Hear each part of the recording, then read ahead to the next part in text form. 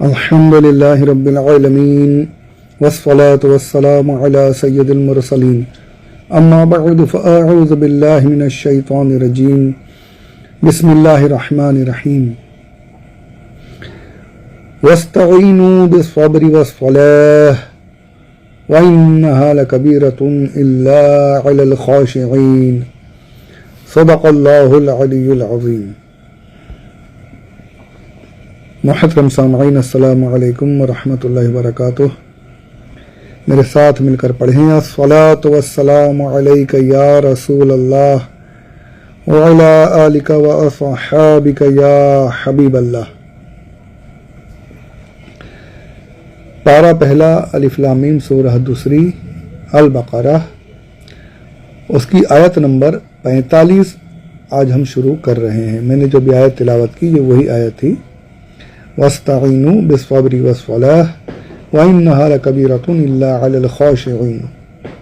اس کا ترجمہ میرے آقا امام اہل سنت، امام عشق و محبت اعلیٰ حضرت فاضل بریلوی رحمۃ اللہ تعالی علیہ کنز الایمان شریف میں اس طریقے سے کرتے ہیں، اور صبر اور نماز سے مدد چاہو، اور بے شک نماز ضرور بھاری ہے مگر ان پر جو دل سے میری طرف جھکتے ہیں۔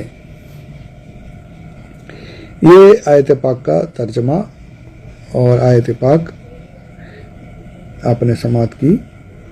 اس کے تعلق سے کچھ باتیں کتابوں سے آپ کی خدمت میں پیش کرنے کی سعادت حاصل کر رہا ہوں۔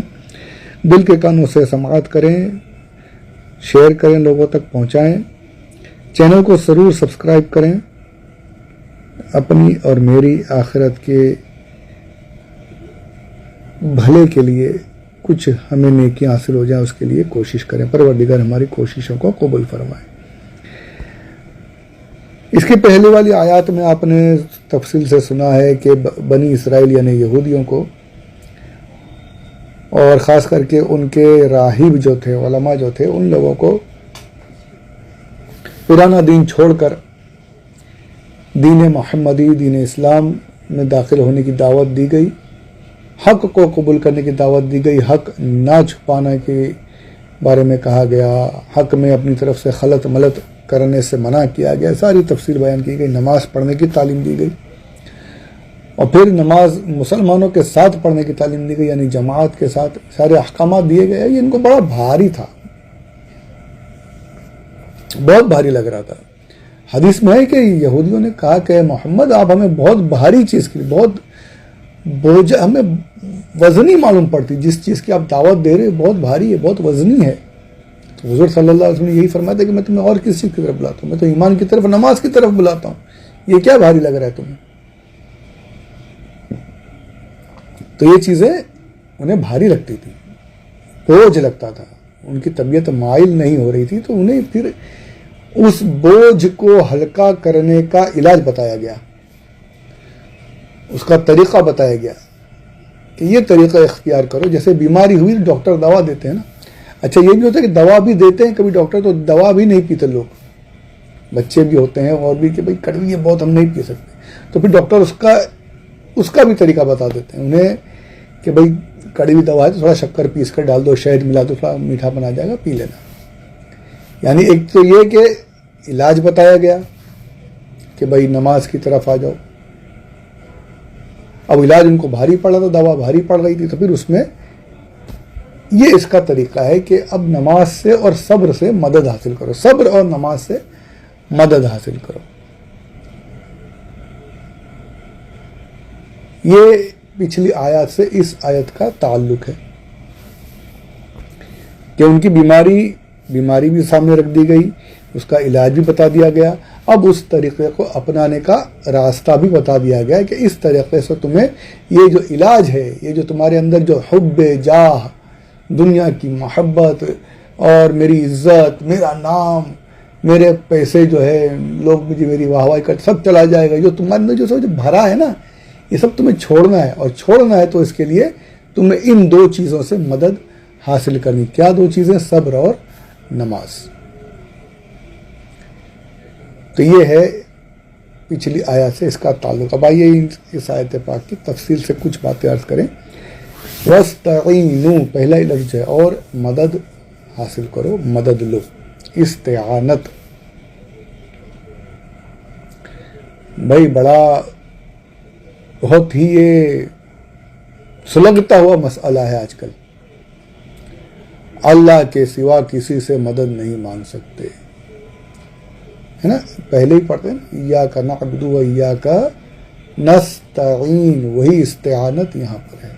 इय्याका नस्तईन, अल्लाह से ही मदद चाहिए। अरे भाई ये क्या हो गया? ये जो देवबंदी जो है वहाबी, ये तो यही तो कहते हैं ना कि अल्लाह से ही मदद चाहना है,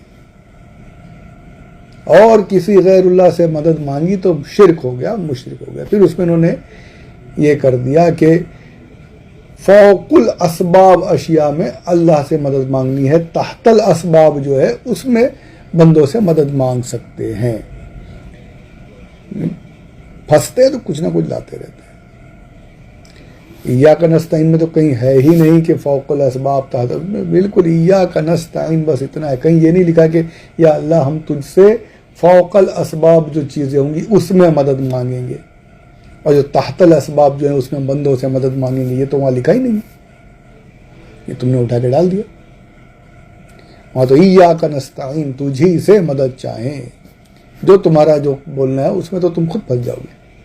हम तो मानते हैं, हमारा तो अक़ीदा है कि भाई अल्लाह के बंदों से मदद मांगना, अल्लाह की अता से, जो अल्लाह ने अता किया है उस अक़ीदे के हिसाब से मदद मांगना बिल्कुल जायज़ है। तुम कहते हो शिरक है, तो फिर तुम कैसे इस शिरक से बाहर निकलोगे? तुम खुद कर जा रहे हो। अब यहां पर आ जाओ इस आयत पे। चलिए मैं आपको पहले इसका तर्जमा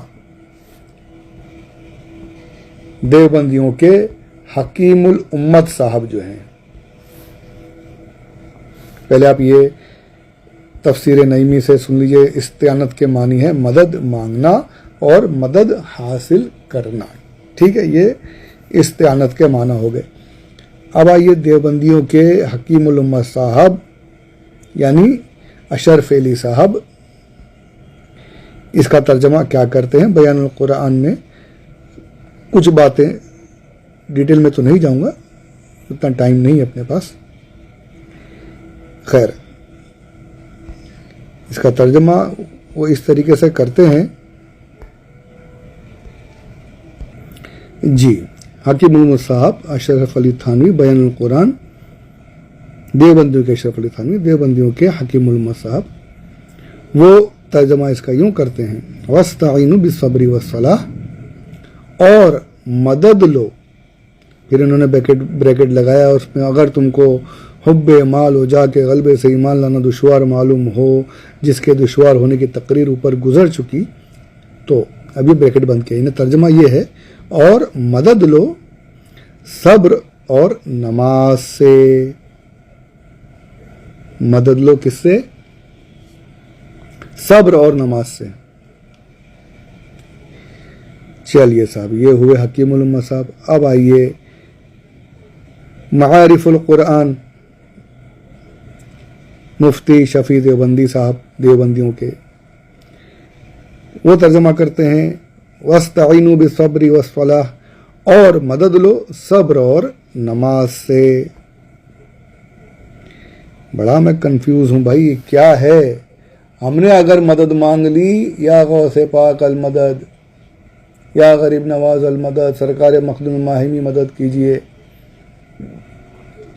फौरन शिरक का फतवा है। मुर्दों से मदद मांगना हराम है, शिरक है। अल्लाह मदद करता है, गैरुल्लाह से मदद मांगा तो शिरक हो गया, है ना। होता है ना, यही शिरक है। मदद अल्लाह से मांगो, गैरुल्लाह से मदद नहीं मांग सकते। भाई गैरुल्लाह से नहीं मांग सकते। नमाज क्या है? सब्र क्या है? अल्लाह है क्या? तुम ये कहते हो ना गैरुल्लाह से नहीं मांगना है, मुर्दों से नहीं मांगना, तुम मुर्दा कहते हो, तो अल्लाह दिखा रहा है। अल्हम्दुलिल्लाह, आज भी हमारे औलिया इकराम के, आज भी मज़ारात जब खुल रहे हैं किसी वजह से, तो अल्हम्दुलिल्लाह कफन भी सलामत निकल रहे हैं, अल्हम्दुलिल्लाह। खैर, अभी उस पर जाऊंगा तो काफ़ी तवाल हो। यहाँ पर हम अपनी बात पर आते हैं। मुर्दों से नहीं मांगना है, अल्लाह से मांगना है, मदद अल्लाह से मांगना है। हम भाई अब तुम मुर्दा समझते हो इसलिए नहीं मानते हो, हम तुम کہتے ہیں ہمارا تو عقیدہ ہے الحمدللہ اللہ کا جو نیک بندہ ہے اللہ انہیں وہ طاقت عطا فرما دیتا ہے. وہ ایسی ان کی قبروں پر بھی اللہ کی رحمتوں کی بارشیں ہوتی ہیں کہ ہزاروں زندہ وہ کام نہیں کر سکتے. وہ الحمدللہ ہمارے اولیاء کرام اس دنیا سے پردہ فرمانے کے بعد وہ کام کر دیتے ہیں. الحمدللہ اللہ کی عطا سے کرتے ہیں. ہمارا عقیدہ خود سے نہیں, ہم یہ مانتے ہی نہیں. اللہ نے وہ طاقت, اللہ نے وہ اختیار انہیں عطا فرمایا, اللہ کے حکم سے وہ کرتے ہیں اور یہ قرآن و حدیث سے ثابت ہے. اب وہاں پر مدد مانگی تو شرک ہو گئی. یہاں پر یہ کیا ہے؟ نماز اور روزے سے مدد لو. اللہ تو نہیں ہے نا, عمل ہے. نماز اور روزہ نہیں, صبر اور نماز سے عمل ہے ہمارا. اس سے مدد حاصل کرو, اس سے مدد لو. یہ تم خود ترجمہ کر رہے ہو.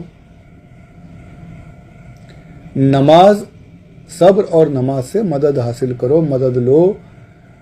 تو جب تمہارے حساب سے اللہ کے سوا کسی سے مدد مانگنا شرک ہو گیا تو پھر یہاں پر یہ قرآن ہمیں کیا تعلیم دے رہا ہے؟ قرآن کیا سکھا رہا ہے؟ اس سے یہی پتہ چلتا ہے کہ بالکل جائز ہے اللہ کے سوا اللہ کے نیک بندوں سے, نیک اعمال سے مدد مانگنا, مدد حاصل کرنا. یہ بالکل جائز ہے, کوئی شرک نہیں ہے. اگر یہ عقیدہ ہو کہ یہ خود سے کرتے ہیں, ان میں یہ طاقت ہے کہ جو بولیں وہ ہو جائے گا, اللہ کے خلاف بھی جا کے کھڑے ہو جائیں گے معاذ اللہ, تو پھر یہ غلط ہے. یہ ہم نہیں مانتے, کوئی نہیں مانتا.